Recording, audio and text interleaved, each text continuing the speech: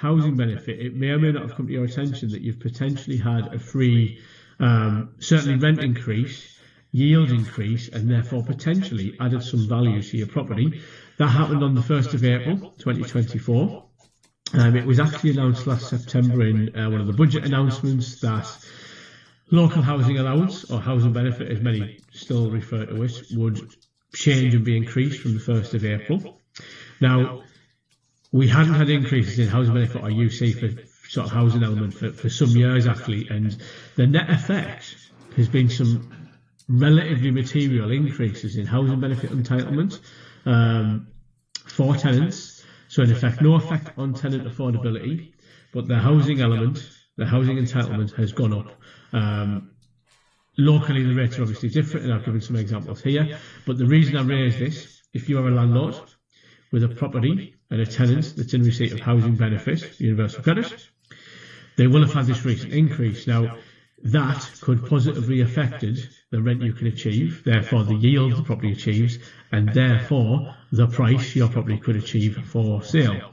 So, if you are a landlord with a tenant in receipt of benefit, this is some of the examples. So in Durham, the shared rate, so this is where you have a tenant under 35 who is literally renting a room with a shared kitchen and bathroom, that was increased by £110.80 per calendar month. Now, that is vast based on the rent levels that were received in Durham previously.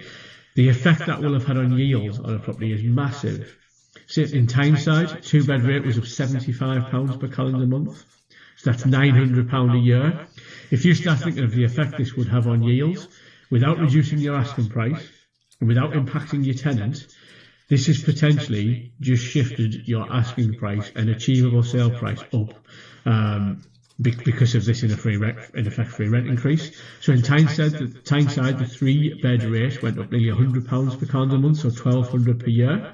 And in Darlington, the 2-bed rate up £50 per calendar month. Now, North East landlords who are on the webinar this evening will know rent levels in the North East are pretty low. 2-bed terraces is £450–500. So some of these increases are genuinely material.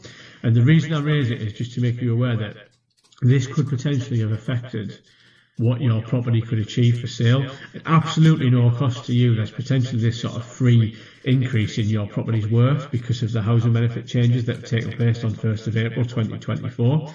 So this is something to really, really be aware of. Now, at MRP Relocations, our letting agency, we will now be going through a process of rent reviews where we will look at the rent level that the market can sustain. In effect, what is that property worth in the market? We will budget assess tenants, so we'll be looking at this is what that property should be worth in the market. We will work with tenants to budget assess based on the household income and the housing benefit element.